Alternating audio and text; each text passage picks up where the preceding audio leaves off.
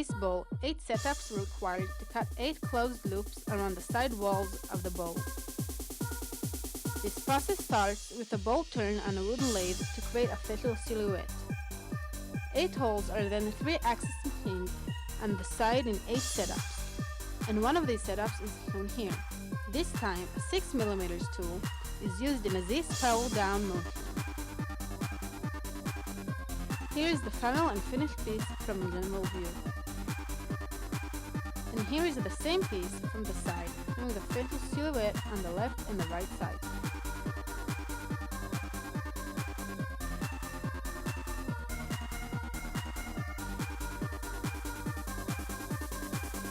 Here is an additional example of a deep bowl with a vehicle-like top created using 3-axis machining.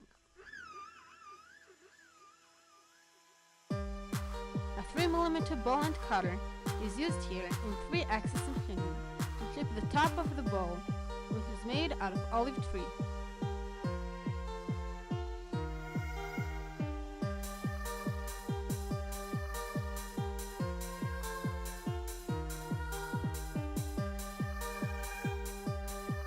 And here is the final and finished bowl with a top picker style around the bowl.